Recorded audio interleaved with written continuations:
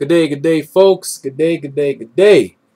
All right, for this video here, I'm going to be making my response to the question of the week, number 46. Question posed by our friend Zerubbabel.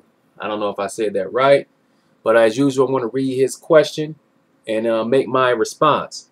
You guys have to excuse me too. I caught a little cold from my long weekend fishing trip, so my voice is not where it normally is. So, all right, let me read his question. So it says, "Hey Moses, got a question for you. As someone relatively new to real language learning and understanding what it takes to actually be able to use a foreign language, and several polyglot videos covering how to get started in a language, and relatively few about advanced learning, I have to ask, what are some problems you have with your more advanced languages, and what are your solutions? As always, thanks for your time."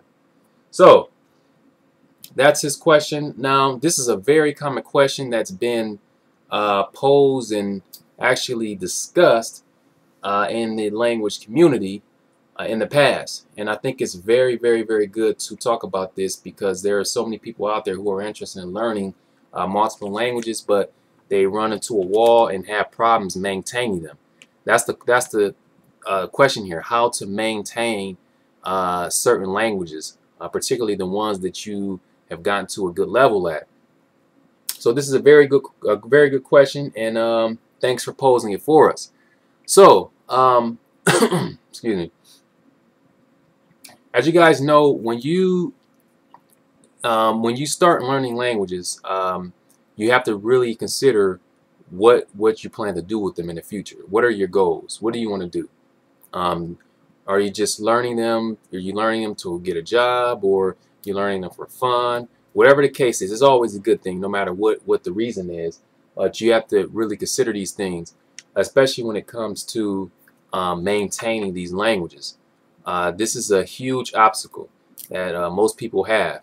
They don't know how to maintain their languages. They start to forget because they don't have a solid methodology approach to keep these languages intact. Now, like I've said before, I said many times, when you study a language up to once you've gotten like a solid level, a strong foundation in that language, even if you don't use it every day, you're not going to forget everything. Of course, you will want to practice as much as you can. You try to speak with someone at least a couple hours a week, but you're not going to regress as fast as you would if you only study a language for a short period of time. So for me, what I've been doing lately is, as many of you know, I'm working on a project. I'm working on a project now on just how to come up with different ways on different strategies on how to maintain languages, learning multiple languages at one time. This is what I've been doing, and I've come up with a couple strategies that I'm going to share here with you today. Before I do that, I'm going to go ahead and answer your first question. You asked me, what problems have I had with my more advanced languages? Well, I think the main thing is maintaining the languages. Like, it could be difficult, especially when you got so many languages going on. Like, I found a problem with me is when if I don't use it very often, I won't necessarily forget stuff, but when I try to speak, I will stutter. Like, I will start to stutter, and this happens with a lot of people. If you don't use the language very often, you start to stutter. You're able to get your point across, but you begin to stutter a lot in the language, and this has happened to me. I'll use, for example, Korean. That's one of my better languages out of all the languages I've studied, and when I try to speak it, I stutter in it because I don't really use it that much. I don't use Korean as much as I used to. It's pretty much dormant. I don't really use it. I do occasionally chat with some people online, but that's not enough. You need to speak with people face to face. That's the real practice you need to keep these languages intact. So that's mainly the problem. Like, the problems I've had is just like the stuttering thing, and like I said, this happens when you don't practice very often.